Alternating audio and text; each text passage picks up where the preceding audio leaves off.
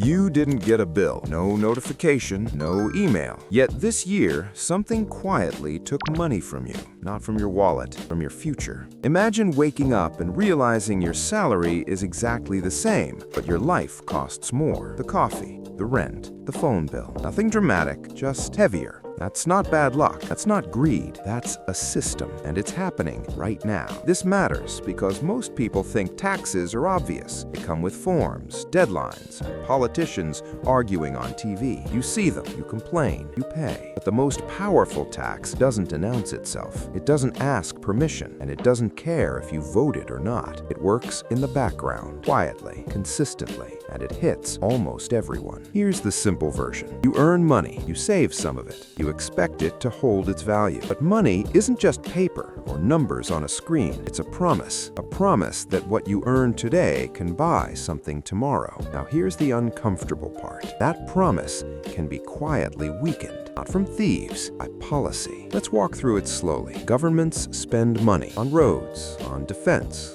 on healthcare, on things people argue about endlessly. When spending is higher than tax revenue, there's a gap. That gap is called a deficit. To fill it, governments borrow. They sell debt, bonds, IOUs. But borrowing has limits. Raising taxes has limits. Cutting spending has limits. So there's another option. Create more money. Not physically printing cash for trucks to deliver. Digitally, instantly, quietly. New money enters the system. Banks get it. Markets get it. Prices respond. And here's the key detail most people miss. Prices don't rise evenly. Asset prices often go first. Stocks, real estate, investments. Wages usually come later, if they come at all. So if you own assets, you feel fine. If you rely on income, you feel squeezed. Now let's talk numbers. If prices, say, rise 8% in a year, your salary rises 3%, you didn't just fall behind.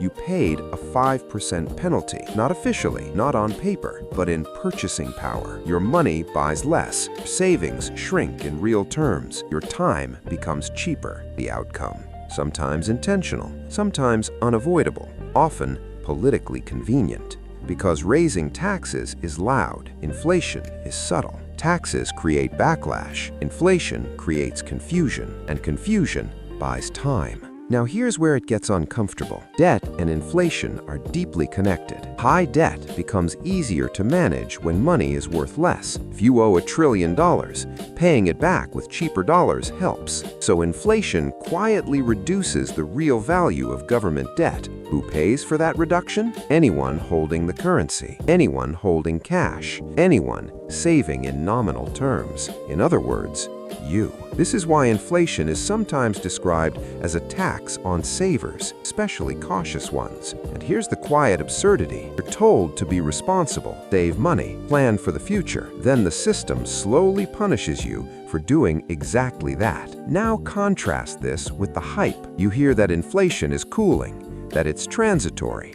that it's under control. But even low inflation compounds. At 2% a year, money loses about half its value over 35 years. No crash, no panic, just time doing the damage. Zoom out. This silent tax shapes inequality. It reshapes trust, changes behavior. People take more risks, chase assets, stop believing saving alone is enough. And when trust in money weakens, trust in institutions follows. It's not theory, that's history. So here's the question to sit with. If the most powerful tax doesn't require your consent, doesn't appear on your paycheck, and doesn't come with a vote, who is money really working for? And how long can a system rely on silence before people start listening?